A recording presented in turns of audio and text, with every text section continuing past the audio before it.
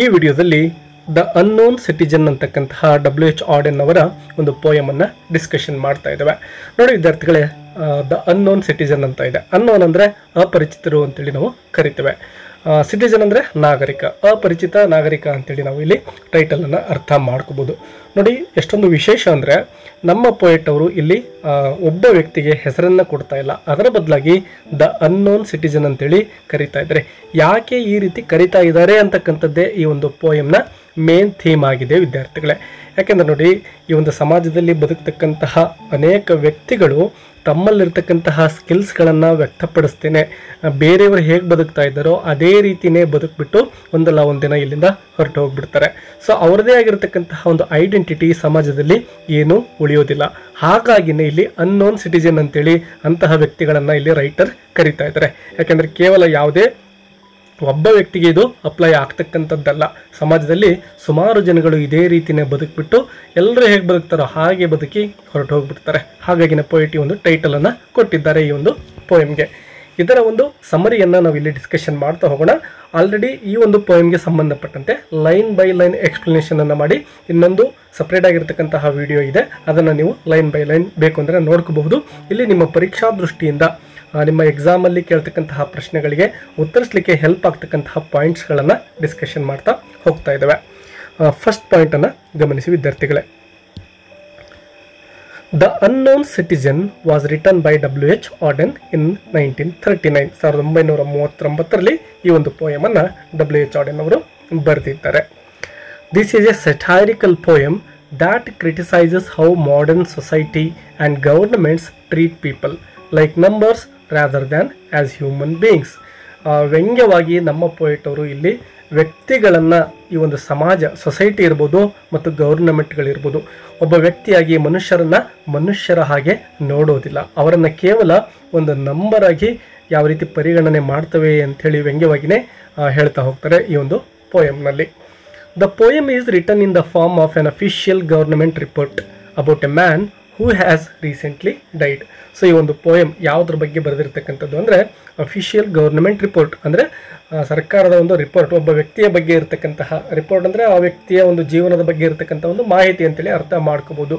So ಇತ್ತೀಚೆಗೆ ಒಬ್ಬ ವ್ಯಕ್ತಿ ಸತ್ತು ಹೋಗಿದ್ದಾನೆ, ಅವನ ಜೀವನದ ಎಲ್ಲ ಮಾಹಿತಿ ಇರತಕ್ಕಂತಹ ಒಂದು ರಿಪೋರ್ಟ್ ಬಗ್ಗೆ ಈ ಒಂದು ಪೋಯಮನ್ನು ಪೋಯೆಟ್ ಅವರು ಬರಿತಾ ಹೋಗ್ತಾರೆ. His name is never mentioned. ಅಂತಹ ವ್ಯಕ್ತಿಯ ಹೆಸರನ್ನು ಎಲ್ಲೂ ಕೂಡ ಪೋಯಮಲ್ಲಿ ನಾವು ನೋಡೋದೇ ಇಲ್ಲ. He is called the unknown citizen. So ಅವನನ್ನು ನಾವು ಇಲ್ಲೇನಂತ ನೋಡ್ತೇವೆ ಅಂದರೆ ಅನ್ನೋನ್ ಸಿಟಿಜನ್, ಒಬ್ಬ ಪರಿಚಯ ಇಲ್ಲದೆ ಇರತಕ್ಕಂತಹ ಒಬ್ಬ ನಾಗರಿಕ ಅಂತೇಳಿ ಮಾತ್ರ ನೋಡಬಹುದು. Showing that he represents an average ordinary person who lived exactly as society expected him to. So ನಾವು ಸಮಾಜದಲ್ಲಿ ವ್ಯಕ್ತಿಗಳು ಯಾವ ರೀತಿ ಬದುಕಬೇಕು ಅಂತಕ್ಕಂತಹ ಒಂದು ಒಪಿನಿಯನ್ನ ಜನಗಳಿಂದನೇ ನೋಡಿ ತಿಳ್ಕೊಬೋದು. ಯಾಕೆಂದರೆ ಜನಗಳು ಒಬ್ಬ ವ್ಯಕ್ತಿ ಆಗಿರ್ತಕ್ಕಂಥವನು ಹೀಗೆ ಬದುಕಬೇಕು ಅಂತ ಕ್ರಿಟಿಸೈಸ್ ಮಾಡ್ತಾ ಇರ್ತಾರಲ್ವ.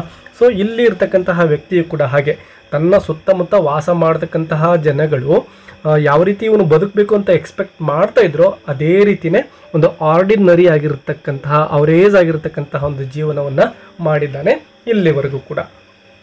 The poem begins by saying that the Bureau of Statistics has found no complaint against this man. So ಈಗ ಅವನ ಒಂದು ಜೀವನ ಹೇಗಿತ್ತು ಅಂತಕ್ಕಂಥದ್ದನ್ನು ಆ ಒಂದು ಆಫೀಸ್, ಅವನು ಎಲ್ಲೆಲ್ಲಿ ಕೆಲಸ ಮಾಡಿದನೋ ಆ ಎಲ್ಲ ಮಾಹಿತಿಯನ್ನು ಕಲೆಕ್ಟ್ ಮಾಡಿದಾಗ, ಅವನ ನಂಬರ್ಗಳನ್ನು ಕಲೆಕ್ಟ್ ಮಾಡಿದಾಗ ಅವನೆಲ್ಲೂ ಕೂಡ ಯಾವುದೇ ತಪ್ಪನ್ನು ಮಾಡಿಲ್ಲ. ಹಾಗಾಗಿ ಅವನ ಮೇಲೆ ಯಾವುದೇ ಒಂದು ಕಂಪ್ಲೇಂಟ್ ಇಲ್ಲ ಅಂತಕ್ಕಂಥದ್ದನ್ನು ಆರಂಭದಲ್ಲಿ ನಾವು ಈ ಒಂದು ಪೋಯಮಲ್ಲಿ ನೋಡ್ತಾ ಇದ್ದೇವೆ.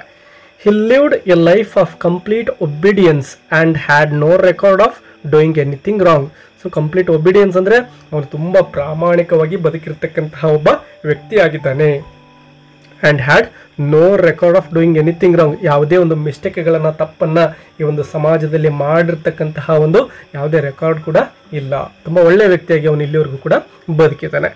According to the government's point of view he was a perfect citizen. So ಆ ಒಂದು ಗೌರ್ಮೆಂಟ್ ಪ್ರಕಾರ, ಸರ್ಕಾರದ ಪ್ರಕಾರ ಒಬ್ಬ ಪರ್ಫೆಕ್ಟ್ ಸಿಟಿಜನ್, ಒಬ್ಬ ಸಮಾಜಕ್ಕೆ ಮಾದರಿ ವ್ಯಕ್ತಿ ಅಂತ ಹೇಳ್ಬೋದು. ಆ ರೀತಿ ಇವನು ಇಲ್ಲಿವರೆಗೂ ಬದುಕಿದ್ದಾನೆ. So perfect that he could be called a saint. ಒಬ್ಬ ಸಂತ ಅಥವಾ ಸನ್ಯಾಸಿ ಅಂತ ಹೇಳ್ಬೋದು. ಯಾವುದೇ ಒಂದು ಕೆಟ್ಟ ಗುಣಗಳನ್ನು ಹೊಂದದೇ ಇರತಕ್ಕಂತಹ ವ್ಯಕ್ತಿಯನ್ನು ನಾವು ಸೇಂಟ್ಸ್ ಅಂತ ಕರಿತೇವಲ್ವ. ಸನ್ಯಾಸಿ, ಸೇಂಟ್ ಅಥವಾ ಒಳ್ಳೆ ವ್ಯಕ್ತಿ ಅಂತೇಳಿ ಅರ್ಥ ಮಾಡ್ಕೋಬೋದು. In the modern world. So ಈ ಒಂದು ಆಧುನಿಕ ಜಗತ್ತಿನಲ್ಲಿ ಒಬ್ಬ ಸಂತ ಅಂತಲೇ ಹೇಳ್ಬೋದು. ಆ ರೀತಿ ತುಂಬಾ ಪರ್ಫೆಕ್ಟ್ ಆಗಿರತಕ್ಕಂತಹ ಒಂದು ವ್ಯಕ್ತಿತ್ವವನ್ನು ಹೊಂದಿದಂತಹ ವ್ಯಕ್ತಿ ಅವನಾಗಿದ್ದ. Everything he did was for the greater community. ಅವನೇನೆಲ್ಲವನ್ನ ಮಾಡಿದಾನೋ ಇಲ್ಲಿವರೆಗೆ ಕೆಲಸಗಳನ್ನು, ಅದನ್ನು ಒಂದು ಸಮಾಜಕ್ಕೋಸ್ಕರನೇ ಮಾಡಿದ್ದಾನೆ ಅಂತ ಹೇಳ್ಬೋದು. ಅವನೆಲ್ಲ ಕೆಲಸಗಳು ಕೂಡ ತುಂಬ ಅದ್ಭುತವಾಗಿರ್ತಕ್ಕಂಥದ್ವೇ. Meaning he always followed rules and social norms. So ಸಮಾಜ ಏನೆಲ್ಲ ಕಟ್ಟುಪಾಡುಗಳನ್ನು ಹೊಂದಿರುತ್ತೋ ಅವೆಲ್ಲವನ್ನ ಕೂಡ ಅವನು ಫಾಲೋ ಮಾಡ್ಕೊಂಡು ಬಂದಿದ್ದಾನೆ. ಯಾರ ಮುಂದೆನೂ ಕೂಡ ಅವನು ಕೆಟ್ಟವನಾಗಿರಲಿಲ್ಲ. The report continues to describe his life in detail. So ಆ ಒಂದು ರಿಪೋರ್ಟಲ್ಲಿ ಇನ್ನೂ ಅವನ ಜೀವನ ಹೇಗಿತ್ತು ಅಂತಕ್ಕಂಥದ್ದನ್ನು ಡೀಟೇಲ್ ಆಗಿನೇ ನೋಡ್ತಾ ಹೋಗ್ತೇವೆ. He worked in a factory owned by Fudge Motors Inc. So ಅವನೊಂದು ಫ್ಯಾಕ್ಟ್ರಿಲಿ ಕೆಲಸ ಮಾಡ್ತಾ ಇದ್ದ ಒಬ್ಬ ವರ್ಕರ್ ಆಗಿ. ಆ ಕಂಪನಿ ಹೆಸರನ್ನು ನಾವು ನೋಡ್ತಾ ಇದ್ದೇವೆ, owned by Fudge Motors Inc ಅಂತಕ್ಕಂಥದ್ದು. ಅಂಟಿಲ್ ಹಿಸ್ ರಿಟೈರ್ಮೆಂಟ್, ಅಂದರೆ ಅವನು ರಿಟೈರ್ಮೆಂಟ್ ಆಗೋವರೆಗೂ ಕೂಡ ಆ ಒಂದು ಫ್ಯಾಕ್ಟ್ರಿಲಿ ಕೆಲಸವನ್ನು ಮಾಡಿದ್ದಾನೆ. And never last his job. ನೋಡಿ, ಅವನು ಯಾವತ್ತೂ ಕೂಡ ಕೆಲಸವನ್ನು ಕಳ್ಕೊಂಡಿಲ್ಲ. ಅಂದರೆ ಅದರ ಅರ್ಥ ಅವನು ಯಾವುದೇ ಒಂದು ತಪ್ಪುಗಳನ್ನು ಮಾಡಿಲ್ಲ. ಅವನು ಎಲ್ಲಿ ಕೆಲಸವನ್ನು ಮಾಡ್ತಾ ಇದ್ನೋ ಆ ಒಡೆಯನಿಗೆ, ಅಂದರೆ ಆ ಒಂದು ಫ್ಯಾಕ್ಟ್ರಿಯ ಮಾಲೀಕನಿಗೆ ತೃಪ್ತಿ ಬರೋ ರೀತಿಯಲ್ಲಿ ಕೆಲಸವನ್ನು ಮಾಡಿದ್ದಾನೆ. ಯಾವುದೇ ಕಂಪ್ಲೇಂಟ್ ಕೂಡ ಇವನ ಮೇಲೆ ಇರಲಿಲ್ಲ. He was a loyal and efficient worker. Yes ನೋಡಿ, ಲಾಯಲ್ ಅಂದರೆ ತುಂಬಾ ನಿಯತ್ತಾಗಿ ಕೆಲಸ ಮಾಡಿರ್ತಕ್ಕಂತಹ ವ್ಯಕ್ತಿ ಆಗಿದ್ದಾನೆ. ಸೊ ಈ ರೀತಿ ನಿಯತ್ತಾಗಿದ್ದಾನೆ ಅಂದರೆ ಕೆಲಸದಿಂದ ತೆಗಿತಕ್ಕಂತಹ ಸಂದರ್ಭವೇ ಬರುವುದಿಲ್ಲ. Efficient worker. ಸೊ ಆ ಒಂದು ಕೆಲಸ ಮಾಡಲಿಕ್ಕೆ ಏನೆಲ್ಲ ಸ್ಕಿಲ್ಸ್ ಇರಬೇಕಾಗಿತ್ತೋ ಆ ಎಲ್ಲ ಸ್ಕಿಲ್ಸ್ಗಳನ್ನು ಹೊಂದಿರತಕ್ಕಂತಹ ವ್ಯಕ್ತಿ ಅವನಾಗಿರ್ತಾನೆ. ಹೂ ಸ್ಯಾಟಿಸ್ಫೈಡ್ ಹೀಸ್ ಎಂಪ್ಲಾಯರ್ಸ್. ಕೆಲಸ ಏನು ಕೊಟ್ಟಿದ್ರಲ್ವ, ಅವರು ಇವನ ಕೆಲಸ ಕೊಟ್ಟಿದ್ದಕ್ಕೆ ಸಾರ್ಥಕ ಆಯಿತು ಅಂತೇಳಿ ಅವರು ತೃಪ್ತಿಯನ್ನು ಪಡೋ ರೀತಿಯಲ್ಲಿನೇ ಇವನು ಕೆಲಸವನ್ನು ಮಾಡಿದ್ದಾನೆ.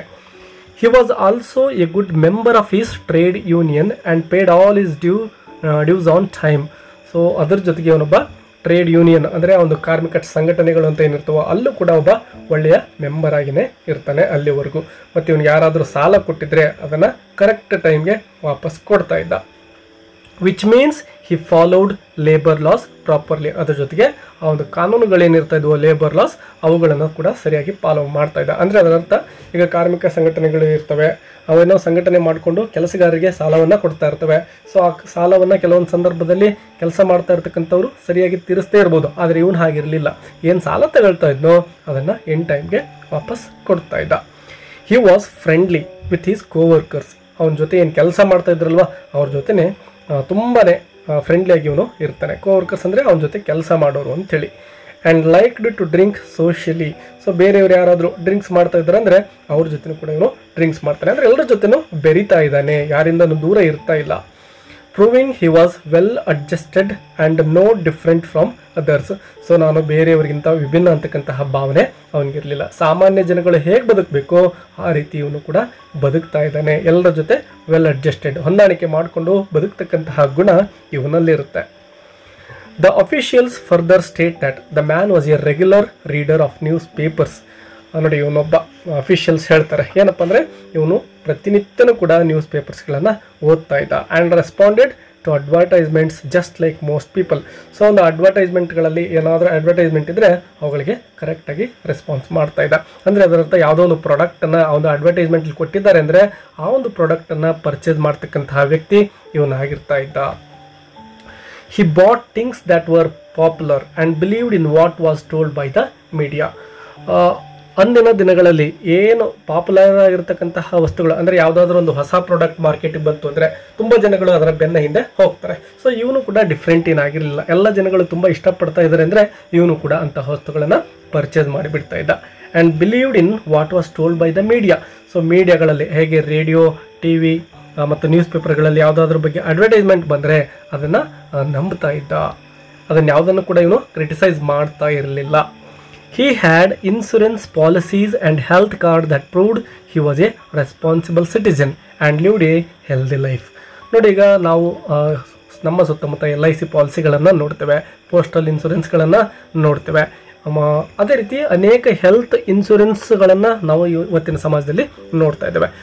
ತನಗಿರ್ಬೋದು, ತನ್ನ ಕುಟುಂಬದ ಸದಸ್ಯರಿಗಿರ್ಬೋದು, ನಾವೇನು ಮಾಡ್ತಿರ್ತೇವೆ, ಇನ್ಶೂರೆನ್ಸ್ಗಳನ್ನು, ಪಾಲಿಸಿಗಳನ್ನು ಮಾಡಿಸ್ತಾ ಇರ್ತೇವೆ. ಸೊ ಇವನು ಕೂಡ ಹಾಗೇನೆ ತನ್ನ ಒಂದು ಎಲ್ಲ ಕುಟುಂಬಸ್ಥರ ಹೆಸರಲ್ಲಿ ಇನ್ಶೂರೆನ್ಸನ್ನು ಮಾಡಿಸಿದ್ದ. ಅದ್ರ ಜೊತೆಗೆ ತಾನು ಕೂಡ ಹೆಲ್ತ್ ಇನ್ಶೂರೆನ್ಸ್ ಇರ್ಬೋದು, ಲೈಫ್ ಇನ್ಶೂರೆನ್ಸ್ ಇರ್ಬೋದು ಅಂಥವುಗಳನ್ನು ಮಾಡಿಸಿಕೊಂಡಿರ್ತಾನೆ. ಇದರಿಂದ ಅವನೊಬ್ಬ ರೆಸ್ಪಾನ್ಸಿಬಲ್ ಸಿಟಿಜನ್ ಅಂತೇಳಿ ಅನ್ಸ್ಕೊಳ್ತಾನೆ.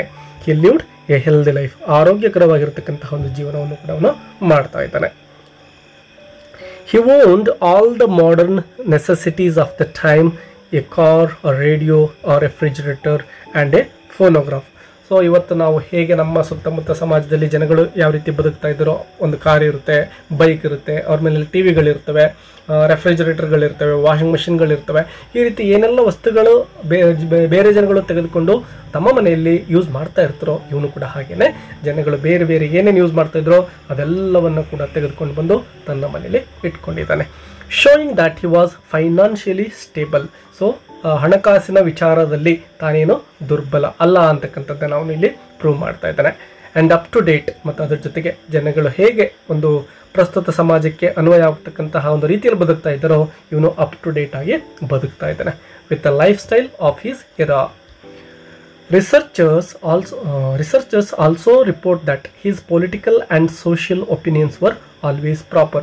ಅದರ ಜೊತೆಗೆ ರಾಜಕೀಯದ ಬಗ್ಗೆ ಅಥವಾ ಸಮಾಜದ ಬಗ್ಗೆ ಅವನ ಅಭಿಪ್ರಾಯಗಳು ಕೂಡ ತುಂಬಾ ಪ್ರಾಪರ್ ಆಗಿ ಇರ್ತಾ ಇದ್ವು. ಅಂದರೆ ನಾವು ಸಮಾಜವನ್ನು ಹೀಗಿರಬೇಕಾಗಿತ್ತು, ಹಾಗಿರಬೇಕಾಗಿತ್ತು, ಅದು ಹಾಗೆ ಹೀಗೆ ಅಂತ ಕ್ರಿಟಿಸೈಸ್ ಮಾಡ್ತಾ ಇರ್ತೇವಲ್ವ, ಅದೇ ರೀತಿಯಾಗಿರ್ತಕ್ಕಂತಹ ಗುಣವನ್ನು ಇವನು ಹೊಂದಿರ್ತಾನೆ. When there was peace he supported peace. ಅಂದರೆ ಸಮಾಜದಲ್ಲಿ ಶಾಂತಿ ಇದ್ದಾಗ ಅದಕ್ಕೆ ಸಪೋರ್ಟ್ ಮಾಡ್ತಾ ಇದ್ದಾನೆ. When there was war he supported war. ಯುದ್ಧ ನಡೀತಾ ಇದ್ರೆ ಅದಕ್ಕೂ ಕೂಡ ಇವನು ಸಪೋರ್ಟ್ ಮಾಡ್ತಾನೆ. ಅಂದರೆ ತನ್ನ ಸುತ್ತಮುತ್ತ ಯಾವ ರೀತಿ ಸಮಾಜ ಇರುತ್ತೋ ಅದಕ್ಕೆ ಇವನು ಅದೇ ರೀತಿಲೇ ಇರಲಿಕ್ಕೆ ಇಷ್ಟಪಡ್ತಾ ಇದ್ದಾನೆ. He never had his own independent ideas. ಅವನಿಗೆ ಯಾವತ್ತಿಗೂ ಕೂಡ ತನ್ನದೇ ಆಗಿರ್ತಕ್ಕಂತಹ ಸ್ವಂತ ವಿಚಾರಗಳು ಮೂಡಲೇ ಇಲ್ಲ. Always agreed with the general opinion of society. So ಸಮಾಜ ಇದು ಹೀಗೆ ಅಂದರೆ ಅದು ಹಾಗೆ ಅಂತ ಇವನು ನಂಬಿಬಿಡ್ತಾ ಇದ್ದ. ಅದನ್ನು ಕ್ರಿಟಿಸೈಸ್ ಮಾಡ್ತಕ್ಕಂತಹ ಅಥವಾ ವಿಮರ್ಶೆ ಮಾಡ್ತಕ್ಕಂತಹ ಗುಣವನ್ನು ಇವನು ಹೊಂದಿರಲಿಲ್ಲ. ನೋಡಿ ವಿದ್ಯಾರ್ಥಿಗಳೇ, ಏನೇ ಇರಲಿ ನಮ್ಮ ಸುತ್ತಮುತ್ತ ಏನು ನಡೀತಾ ಇದೆಯೋ ಅದನ್ನೇ ನಾವು ಕೂಡ ಫಾಲೋ ಮಾಡಬೇಕು ಅಂತ ಏನೂ ಇಲ್ಲ. ಅದು ಸರಿನಾ ತಪ್ಪ ಅಂತಕ್ಕಂಥದ್ದನ್ನು ನಾವಿಲ್ಲಿ ವಿಮರ್ಶೆ ಮಾಡಬೇಕಾಗುತ್ತೆ. ಬಟ್ ಇಲ್ಲಿ ನಮ್ಮ ಪ್ರಸ್ತುತ ಒಂದು ಪೋಯಮಲ್ಲಿ ಬರ್ತಕ್ಕಂತಹ ವ್ಯಕ್ತಿ ಅದು ಯಾವುದನ್ನು ಕೂಡ ವಿಮರ್ಶೆ ಮಾಡ್ತಾ ಇಲ್ಲ. ಹಿ ಗಾಟ್ ಮ್ಯಾರಿಡ್, ಮದುವೆ ಆಗ್ತಾನೆ. ಹ್ಯಾಡ್ 5 ಚಿಲ್ಡ್ರನ್, 5 ಮಕ್ಕಳ ತಂದೆ ಆಗ್ತಾನೆ. The right number according to social and scientific beliefs of ಈ ಜನ್ರೇಷನ್. ಅಂದಿನ ಜನ್ರೇಷನಲ್ಲಿ 4-5 ಮಕ್ಕಳು ಇರಬೇಕು ಅಂತಕ್ಕಂತಹ ಒಪಿನಿಯನ್ನ ಸುತ್ತಮುತ್ತ ಸಮಾಜ ಹೊಂದಿರುತ್ತೆ. ಸೊ ಅದಕ್ಕೆ ತಕ್ಕ ಹಾಗೆ ಇವನು ಕೂಡ 5 ನಂಬರ್ ಅಂದರೆ 5 ಚಿಲ್ಡ್ರನನ್ನು ಹೊಂದಿದ್ದಾನೆ. And never interfere with their education. 5 ಮಕ್ಕಳ ತಂದೆ ಏನಾಗಿದ್ದಾನೆ, ಬಟ್ ಅವರ ಎಜುಕೇಷನ್ ಹೇಗೆ, ಅವರ ಜೀವನ ಹೇಗೆ, ಅದು ಯಾವುದನ್ನು ಕೂಡ ಅಷ್ಟೊಂದು ಚಿಂತೆ ಮಾಡ್ತಾ ಇಲ್ಲ. ಯಾಕೆಂದರೆ ಅವನೇನು ಶಾಲೆಗೆ ಸೇರಿಸ್ತಾ ಇದ್ದಾನೋ ಅದೇ ಎಲ್ಲವನ್ನು ನೋಡ್ಕೊಳ್ತೇ ಅಂತಕ್ಕಂಥದ್ದು. ಅಂದರೆ ಬೇರೆಯವರು ಹೇಗೆ ಮಕ್ಕಳನ್ನು ಶಾಲೆಗೆ ಕಳಿಸ್ಬಿಟ್ಟು ಅವ್ರ ಪಾಡಿಗೆ ಬಿಟ್ಬಿಡ್ತಾರೋ ಅದೇ ರೀತಿ ಇವನು ಕೂಡ. ಹಿ ಟ್ರಸ್ಟೆಡ್ ಸ್ಕೂಲ್ಸ್. ಯಾಕೆಂದರೆ ಶಾಲೆಗೆ ಕಳಿಸ್ಬಿಟ್ರೆ ಸಾಕು, ಅಲ್ಲೇ ಎಲ್ಲವನ್ನು ಕಲಿಸ್ಕೊಟ್ಬಿಡ್ತಾರೆ ಅಂತಕ್ಕಂತಹ ನಂಬಿಕೆ ಅವನಿಗೆ.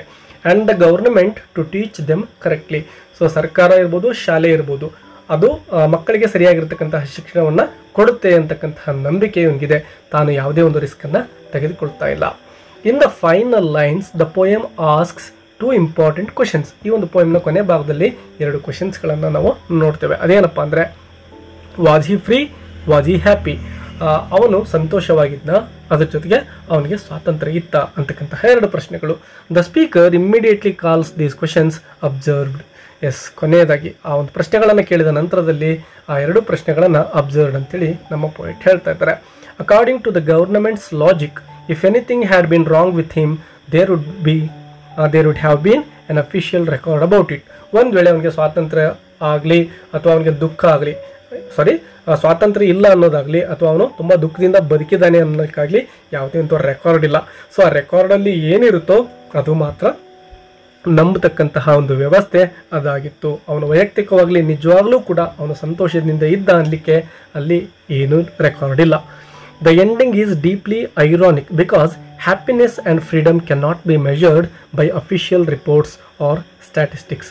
ಸೊ ಒಬ್ಬ ಮನುಷ್ಯನ ಸಂತೋಷವನ್ನಾಗಲಿ ಅವನ ಸ್ವಾತಂತ್ರ್ಯವನ್ನಾಗಲಿ ಅಳೆಯಲಿಕ್ಕೆ ಈ ಒಂದು ಅಫಿಷಿಯಲ್ ರಿಪೋರ್ಟ್ಸ್ ಏನಿರ್ತಾ ಇದ್ವೋ ಅಥವಾ ಅಂಕಿ ಸಂಖ್ಯೆಗಳೇನಿರ್ತಾ ಇದ್ವೋ ಅವುಗಳಿಂದ ಒಬ್ಬ ವ್ಯಕ್ತಿಯ ಸಂತೋಷವನ್ನಾಗಲಿ ಸ್ವಾತಂತ್ರ್ಯವನ್ನಾಗಿ ಅಳಿಲಿಕ್ಕೆ ಸಾಧ್ಯ ಇಲ್ಲ ಅಂತಕ್ಕಂತಹ ಒಂದು ಮೀನಿಂಗನ್ನು ಕೊನೆಯ ಭಾಗದಲ್ಲಿ ನಾವು ನೋಡ್ತೇವೆ. Through this poem, Auden shows how modern bureaucratic society values ಕನ್ಫರ್ಮಿಟಿ over individuality. ನೋಡಿ, ಕನ್ಫರ್ಮಿಟಿ ಓವರ್ ಇಂಡಿವಿಜುವಾಲಿಟಿ. ಒಬ್ಬ ವ್ಯಕ್ತಿ ತನ್ನದೇ ಆಗಿರತಕ್ಕಂತಹ ವಿಚಾರಗಳನ್ನು ಹೊಂದಿ ಅವನ ವ್ಯಕ್ತಿತ್ವವನ್ನು ಉಳಿಸಿಕೊಂಡು ಬದುಕಬೇಕು ಅಂತಕ್ಕಂಥ ಒಂದು ಆಶಯವನ್ನು ಈ ಒಂದು ಪೋಯಮಲ್ಲಿ ರೈಟರ್ ಅವರು ವ್ಯಕ್ತಪಡಿಸ್ತಾ ಇದ್ದಾರೆ. ಕೇವಲ ಬೇರೆಯವರು ಏನೆಲ್ಲವನ್ನ ಮಾಡ್ತಾ ಇದ್ದಾರೋ ಅದನ್ನೇ ನಾವು ಕೂಡ ಅನುಕರಣೆ ಮಾಡ್ತಕ್ಕಂತಹ ಅವಶ್ಯಕತೆ ಇಲ್ಲ. ಸಮಾಜ ಏನು ಕಟ್ಟುಪಾಡುಗಳನ್ನು ಹಾಕಿದ್ದೇನೋ ಅಥವಾ ಏನೆಲ್ಲ ನಂಬಿಕೆಗಳನ್ನು ಇಟ್ಕೊಂಡಿದ್ದೇನೋ ಅದೇ ರೀತಿ ಬದುಕಬೇಕು ಅಂತಕ್ಕಂಥದ್ದು ಅವಶ್ಯಕತೆ ಇಲ್ಲ. ನಾವು ನಮ್ಮದೇ ಆಗಿರತಕ್ಕಂತಹ ಒಂದು ಸ್ಕಿಲ್ಸ್ಗಳನ್ನು ಬೆಳೆಸಿಕೊಂಡು ಸಮಾಜಕ್ಕೆ ನಮ್ಮ ಒಂದು ಐಡೆಂಟಿಟಿಯನ್ನು ಬಿಟ್ಟು ಹೋಗಬೇಕು ಅಂತಕ್ಕಂತಹ ಒಂದು ಥೀಮನ್ನು ಮತ್ತು ಮೆಸೇಜನ್ನು ಪೋಯೆಟ್ ಅವರು ಈ ಒಂದು ಪೋಯಮ್ ಮೂಲಕ ಕೊಡ್ತಾ ಇದ್ದಾರೆ. ವಿದ್ಯಾರ್ಥಿಗಳೇ ವಿಡಿಯೋದ ಕುರಿತು ನಿಮ್ಮ ಅಭಿಪ್ರಾಯಗಳನ್ನು ಕಮೆಂಟ್ ಮಾಡೋದನ್ನು ಮರಿಬೇಡಿ. ಬೇರೆ ಯಾವುದಾದ್ರೂ ಲೆಸನ್ ಬೇಕು ಅಂದರೆ ಕಮೆಂಟ್ ಬಾಕ್ಸಲ್ಲಿ ತಿಳಿಸಿ ವಿದ್ಯಾರ್ಥಿಗಳೇ. ಅದರ ಜೊತೆಗೆ ವಿಡಿಯೋಗೆ ಲೈಕ್ ಮತ್ತು ಚಾನಲ್ಗೆ ಸಬ್ಸ್ಕ್ರೈಬ್ ಮಾಡ್ಕೊಳ್ಳೋದನ್ನು ಮರಿಬೇಡಿ. ಮತ್ತೆ ಸಿಗೋಣ. All the best and take care.